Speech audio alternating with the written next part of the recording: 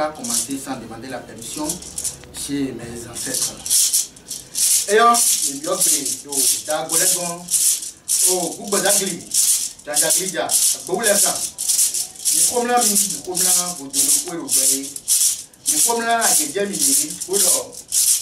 Et nous, on est à niveau, on a béni, pour mina, parce que avec les nuits, tout candy, ou bien tout le monde pour dire oui, bah le poteau, oh, bah maintenant, pas de tout côté à l'église. Moi, je m'appelais prophète Semevo, depuis Diablaka Kopé. Je suis un guérisseur traditionnel. Surtout, les gens m'appelaient le tournevis têteur qui sert à détester, qui sert à construire la vie des gens.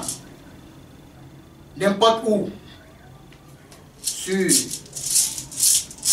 la territoire du Togo, si tu es venu pour demander prophète Semevo, le génie, le petit génie, qui s'est construit le détecteur, l'ordinateur de la sorcellerie, directement, ils vont t'amener chez moi.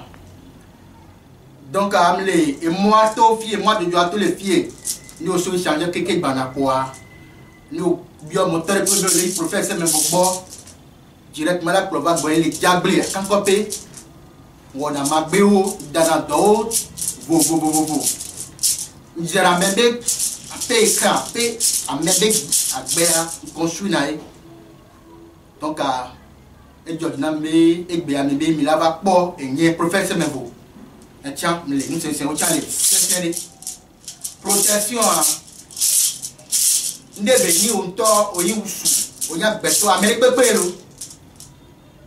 Nous avons soumis à Béton, nous au Kobe au Janina, l'équipe de cas, Koussou Benade, à Z Bombo, nous bientôt, ma comment le tchoua, et bien mes protections, nous tout bas, tu l'as, protection, nous au moins protection, nous au moins pas de l'okoa. À Kobe, ni directement, mais nous on est plutôt d'awa, et là nous faisons directement. Donc la protection à une benane, on l'a construit. C'est-à-dire, les nous tu as les qui a là au produit d'eau. Donc les questions ni à des docteurs médias là de directement des anti protection il y a une benane de là stop pas de locaux. Tu dois construire ta vie quoi de bon. Même si tes ennemis t'envoient quelque chose, ça ne vient jamais chez toi. Même toute ta famille, même ta maison, même ça doit se protéger une fois de bon. Même si les mauvais esprits ont prépare ta maison, je pense qu'il doit tomber.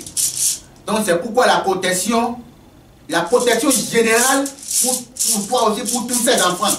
Donc la protection, il faut, même si tu es un homme, il te faut la protection. Regardez, même s'il y a les cas de protection, de la renforcer.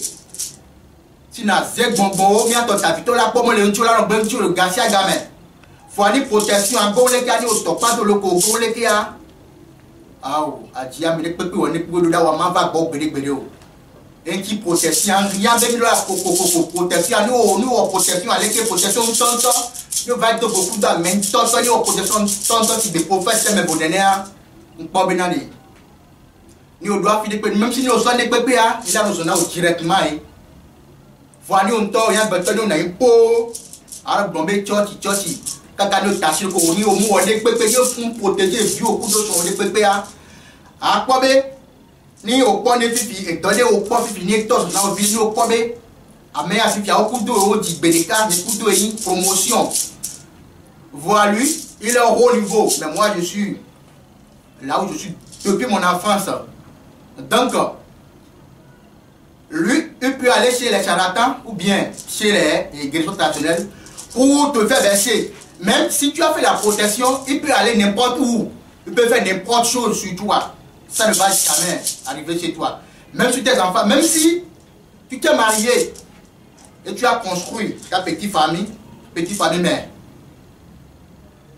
De temps en temps, si ça fait 1 an, les mauvais esprits, mia ton habito, au donnant quoi, mais au coconut bio de cas, et si ça fait 1 an, l'un de tes enfants part.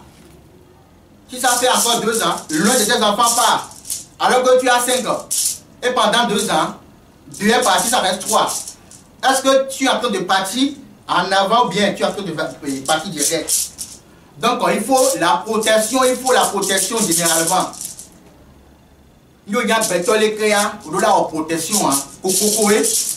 Si dans le vie, admettons, voir, un mois de 4 jours les beaux.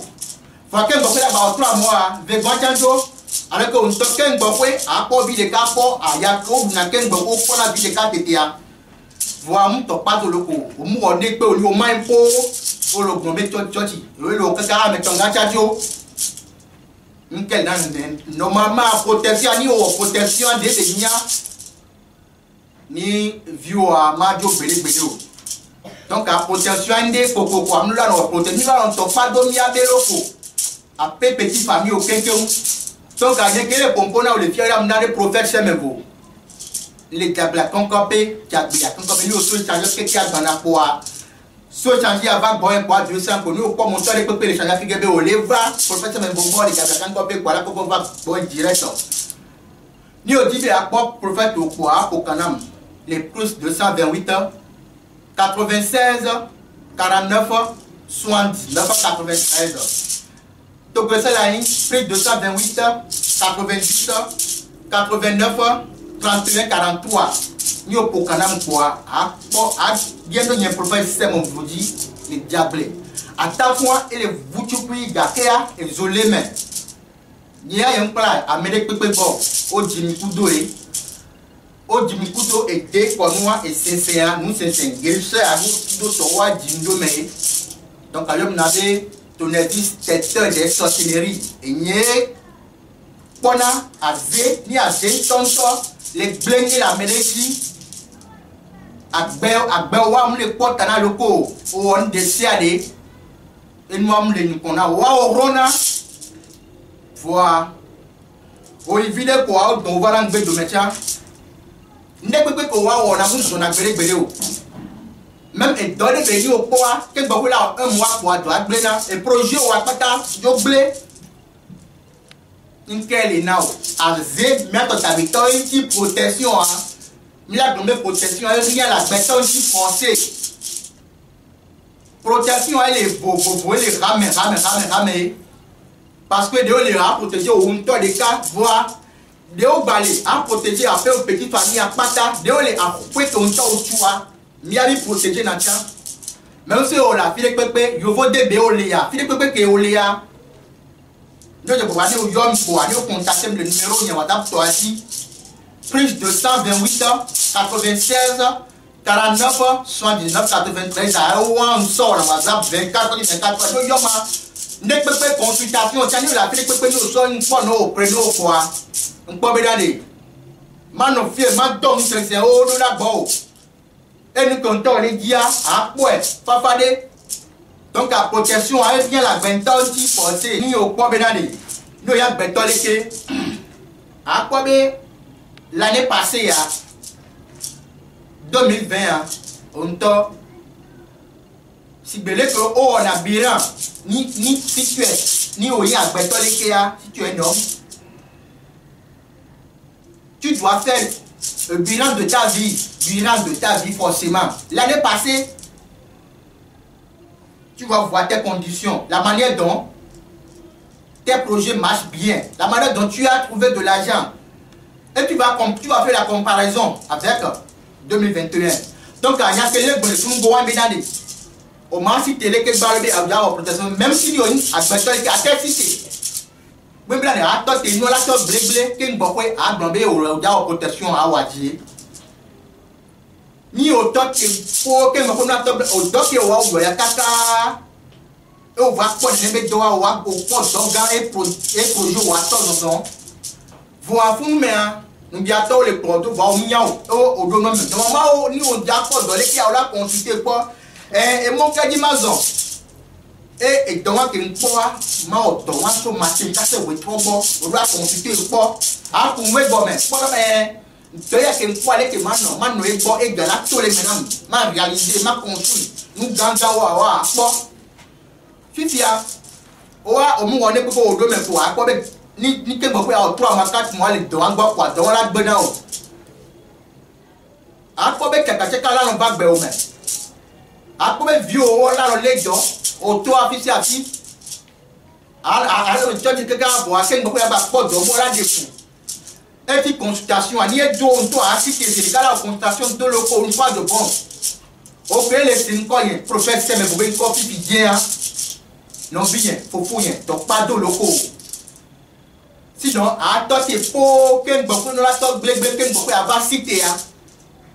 Mayo, on te a no birana à peu au ah comme 2020 hein, les que noya 2020 encore nous y a les projet à aujourd'hui à voir et 2021 nous que y a mon ça va le dia et va top blé tout dit que va niveau de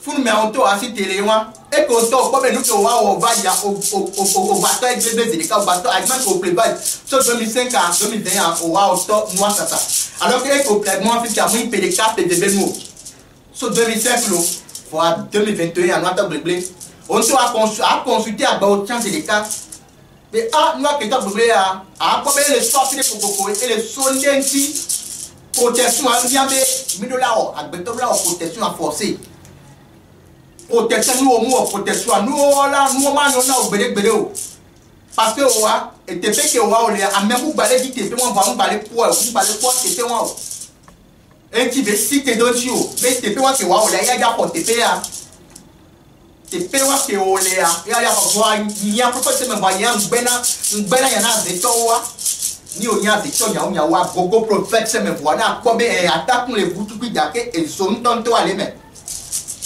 il y a un ordinateur de sorcellerie. Le tournevis quelqu'un qui s'est testé, qui fait la vie des gens, qui dit non à la sorcellerie. Azé, tonton, ani améda, ni gogo professeur me le guérisseur ça tombe professeur me voilà comme et gogo de vite yao. Donc à moi ben la blé kaka ken bokwe ato protection wa awo. Ni au poste de saber au poste de l'été à consulter quoi. Les que dim non, les que manon, et de la zone amour. Ni au dernier, mon que la toxique de protection, peut être là, et là, non, bon, sur ma tête, ça fait trop bon. Ni au gros, quel est ce coin, professeur, même 20 fia, les diablés, quand copé, les mots de Joasso, les carrefours à dit. Ni au tout changer quelques banaboyens pour à port station, les Firabe station Somaya, à toutes les stations, mais là, il y a pour canal professeur. Prix 228 96 49 79 93. Ce que ça a un prix de 128 90 89 31 43. Nous pour quoi. Madame vient on la va pouvoir professeur au bord et nous console qui pour que mais autant les gars à comme pour faire ma beaucoup de temps à c'est divina bel. Si belé qu'on a sous que l'autre comme à divina on to assez divina bel un projet que on la todo son to ya de au to beaucoup de décider yao en bas bombe attaque les boutous cuivre à gâter et zone to aller mais yo mon gogo coco ou manya be to le sabonné donc à dire na gogo donc la protection hein même si il do on to assez des cas on va sortir bien aller nous la blika à jain ken beaucoup à cité ni to million na aux de kalekia si c'est dans le conti yang kobe azema le nti au belebelo monsieur le journaliste donc à protection rien de muy bedande wa toté kaka na penane même si ni au divio de cas amedole et o wa ko divia ko kaka ngoko la 2 mois 3 mois bien kuna ni sodi amede ba bon kudo nyawa o du via mandrene voyez que c'est beaucoup de professeurs me voyaient on peut éviter les sififia nature on to a bromba dire donc en bas non bien pour fouiller qui est dedans et qui est les signes pour les territoires tout pour sortir patade kudo et yo bodeo mlanyambe protection rien nous et vieux kudo sont au pata avec des villes qui se décalent qui a via Jona il faut que on to au doya il faut que on to au doya kaka au doigt au lait qui a 9 mois à mettre les pour doigt dans les filets que au jour kuna au jour la image ni sera yawa on a de nam yambi la pour pas tu wa bien dito parce que au dé que on tord au lait canal 9 mois pas tard. Ah, dit viens là, bon, mais viens me le. A zebe nous nana et a zebe nana, même si nous avons choisi que son les forces nous les qui a consulté et mon camzo et douka dimno et polika dimno et soignant que faut nénéa ni soit dodo 5 mois 4 mois maintenant à constater il m'a consulté et moi qui aura tous sont là dit fafade et de la noix paix et qui a la peau dit et nous a la peau de la dit be dit fafade mais si la fille peut payer à mater on doda pour ma donne c'est on doda et la va peut donc si wa via problème de paiement. Donc à mec non a pas le et on dit par exemple du coup et dit pas bien on jo les bois ah oh on to et protection du pour la protection mais côté moi il protéger le pour venir pas bien aller nous et dit blabla pour ah dit via alors dit ça a zéro que ma pas bonentio a zéro ma pas bonentio blabla là ma ben son audio bio audition quand on to jamais donc à si tu le conduit non vient pour foyer. Il y a quel pompo à des prophètes même vous les diables cancopé les modes de joie tofié. Yo va le diable cancopé station sur ma pour me quoi ah pour 40 prophètes attaque les bouches couilles cassées et isolées mais nous les bien prophètes même voir ah pour canam les plus de 100 28 96 49 79 93 donc c'est là 90 89 31 43 nous pour canam quoi Gendo y prophète c'est me dit les diables à 4 monsieur le journaliste.